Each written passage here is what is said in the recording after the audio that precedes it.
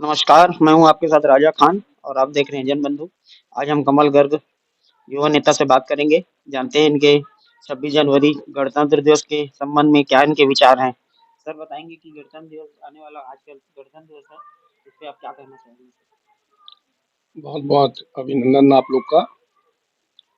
26 जनवरी गणतंत्र दिवस इस वर्ष हम हर्षोल्लास और गौरव के साथ मना रहे हैं। आज के दिन हमारे देश में संविधान लागू हुआ था 1947 में। अब अगर कहीं हमें आज़ादी मिली तो 3 वर्ष बाद 26 जनवरी 1950 को हमारे देश का संविधान लागू हुआ, हमारा देश गणराज्य हुआ और गणतंत्र दिवस के रूप में 75वां गणतंत्र दिवस हम इस वर्ष मना रहे हैं। मैं इस अवसर पर गणतंत्र दिवस की सबको बहुत बहुत समस्त खरसिया नगर वासी, क्षेत्रवासी, प्रदेशवासी, सभी देशवासियों को गणतंत्र दिवस की बहुत बहुत बधाई और शुभकामनाएं देता हूं।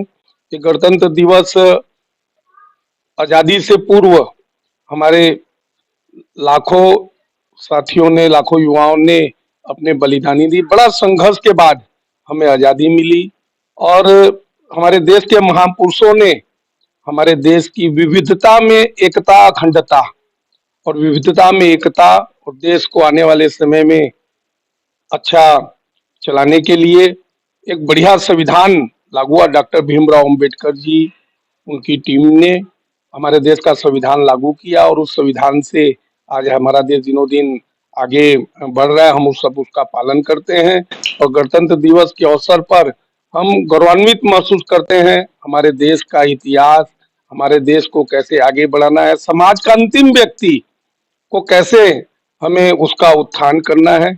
इस गणतंत्र दिवस के अवसर पर किस्म किस्म की जन कल्याणकारी योजनाएं भी अंतिम व्यक्ति के उत्थान के लिए योजना शासन के द्वारा निर्धारित भी की जाती है। विभिन्न प्रकार की योजनाएं लागू भी की जाती है और दिनों दिन ये गणतंत्र दिवस हम गर्व के साथ आगे भी मनाते रहें।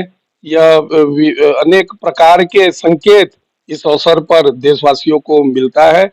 मैं पुनः आप सबका गणतंत्र दिवस के अवसर पर बहुत बहुत बधाई और बहुत बहुत शुभकामनाएं अर्पित करता हूँ। उज्जवल समस्त क्षेत्रवासियों को उज्जवल भविष्य की कामना करता हूँ।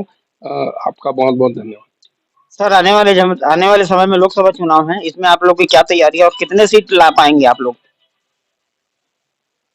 आगामी लोकसभा चुनाव माननीय मोदी जी के नेतृत्व में 2 कार्यकाल में 10 वर्षों में देश गौरवशाली भारत का निर्माण, भारत को ऊंचाइयों तक पहुंचाना, 2047 तक, आज हम 2024 में, आने वाले 23 वर्षों के बाद माननीय मोदी जी के नेतृत्व में भारतीय जनता पार्टी विकसित भारत 2047 का लक्ष्य लेकर के काम कर रही है।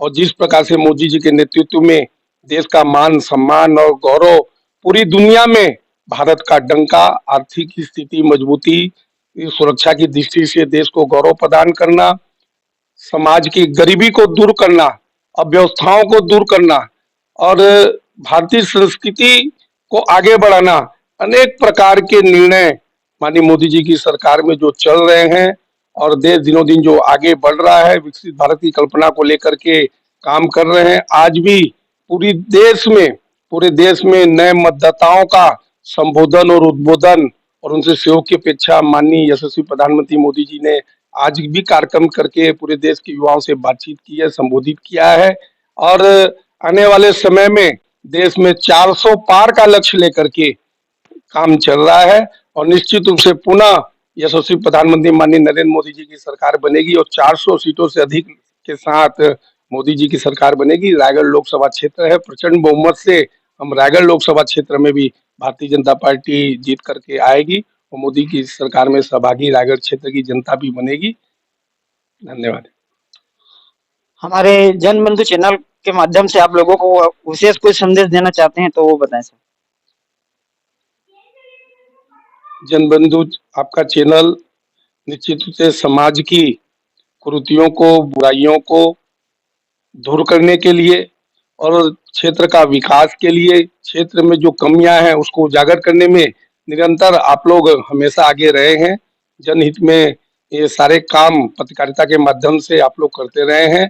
आने वाले समय में भी ये सब आप करते रहें और आपके सहयोग से, आपके प्रयास से क्षेत्र में विकास हो, क्षेत्र में अच्छी व्यवस्था स्थापित हो, यही कामना आप लोगों से करेंगे। निरंतर आप लोग आगे बढ़ते रहें, काम करते रहें, समाज को दिशा देने का काम कहीं पत्रकारिता करता है, उसमें निरंतर रूप से आप और आगे बढ़े, यही कामना का और आप सबको बधाई और शुभकामनाएं देता हूँ।